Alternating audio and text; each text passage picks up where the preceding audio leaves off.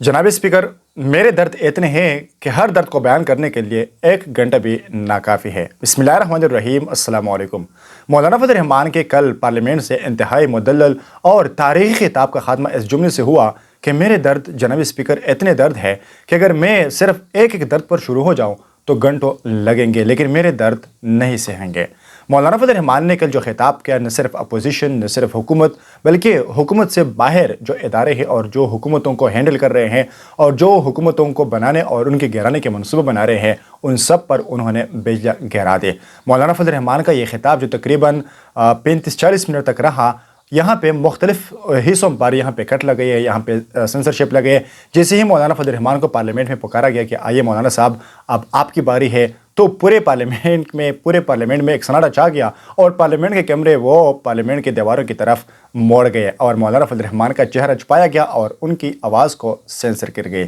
लेकिन फिर हमेशा की तरह वही हुआ कि मौलाना फजल रहमान के जो जियारे हैं, मौलाना फजल रहमान के जो कारकुन हैं, जो अबाबिल हैं, वो हर महाज पर तैयार रहते हैं और उन्होंने मौलाना फजल रहमान की उस खिताब को, जो बावजूद इसके कि हज़फ़शुदा खिताब थी और जगह जगह उसमें कट लगे थे, लेकिन फिर भी उस खिताब को वहाँ से उठा लिया और पूरे मीडिया पर इस तरह फैला दिया कि अब हर पाकिस्तानी के जहन में यह बात बैठ गई कि मौलाना फजल रहमान का कल जो पार्लियामेंट में खिताब था वो इंतहाई तारीख़ी खिताब था। वो गरीब की आवाज़ थी, वो मज़दूर की आवाज़ थी, वो लाचारों की आवाज़ थी, वो बेसहारों की आवाज़ थी, वो हुकूमती जुल्म और बर्बरियत से नीचे रहने वाले अवाम की, गरीबों की, लाचारों की, बेवाओं की, वो यतीमों की, वो हर उस तबके की आवाज़ थी जो कि इस वक्त पाकिस्तान में महसूर बने हुए हैं। हर उस तबके की आवाज़ थी, यहाँ तक कि असीरों की आवाज़ बन गई। जिस तरह से मौलाना फजल रहमान ने इमरान खान के लिए कौमी असेंबली में आवाज़ उठाया और ये कहा कि अगर इससे इमरान खान के रिहा होने से मुल्क में सियासी तनाव में कमी आ सकती है तो भला इसमें क्या हर्ज है, इमरान खान को रिहा करो और उनको मैदान में लाओ, उनको मैदान में लाओ,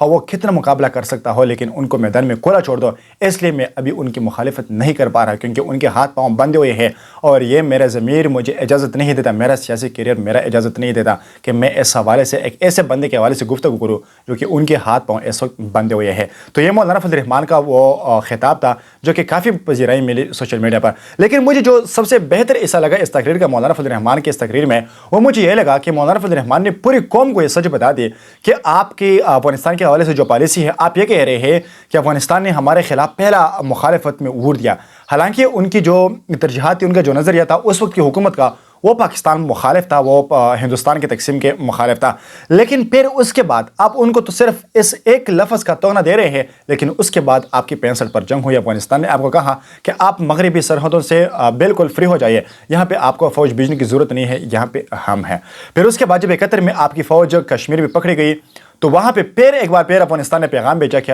मगरबी बॉर्डर से आप बिल्कुल बेफिक्र हो जाए, मगरबी बॉर्डर पर हम हैं, आप उधर संभालिए। लेकिन आपने तो उनके हवाले से उनका शुक्रिया तक अदा नहीं किया, आपने इस हवाले से कौम को बताया ही नहीं, लेकिन ऊपर से आप इन पर इल्ज़ाम लगा रहे हो कि उन्होंने आपकी मुखालिफत वोट या फलां निगरान किया। ये हालांकि एक बात को आप इकट्ठा करके आप पूरी की पूरी पॉलिसी अफगानिस्तान के हवाले से नफरत अंगेज़ बनाना चाहते हो, ऐसा हरगिज़ नहीं चलेगा। मैंने जो अफगानिस्तान का दौरा किया, जो अफगानिस्तान में मैंने वहाँ से इकट्ठा किया, जो पल मैंने वहाँ पे, जो बीज मैंने वहाँ पे बोया था, उस बीज से आपने यहाँ पे पल क्यों नहीं लिया, आपने उस बीज से फ़ायदा क्यों नहीं उठाया? यानी मौलाना फजल रहमान अफगानिस्तान के साथ तमाम तर मामलात हल करवा चुके थे, लेकिन यहाँ पे पाकिस्तान में आकर पाकिस्तान के कानूनसाज और पाकिस्तान के इदारों ने उस मौलाना फजल रहमान के उस दौरे को, उस कामयाब दौरे को नाकाम बनाया और पूरे के पूरे मामलात को एक बार फिर बेकार दिए। तो ये मौलाना फजल रहमान का दर्द दिल था जो कौमी असेंबली में उन्होंने पेश किया और पूरे मुल्क का अमन अमान की सूरत हाल, महंगाई की सूरत हाल, पूरे मुल्क में जो इस वक्त लाकानूनीत है और इस वक्त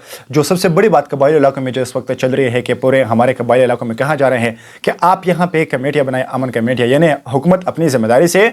पीछे जा रही है, यानी आप आवाम को जंग के मैदानों की तरफ धकेल रही है। तो ये मौलाना फजल रहमान ने कहा कि ऐसा मज़ीद नहीं चलेगा और उन्होंने अंदे दिया कि हम हुकूमत के साथ बैठने के लिए तैयार हैं, बशर्त ये कि हुकूमत इस सब बातों में संजीदा हो। शुक्रिया।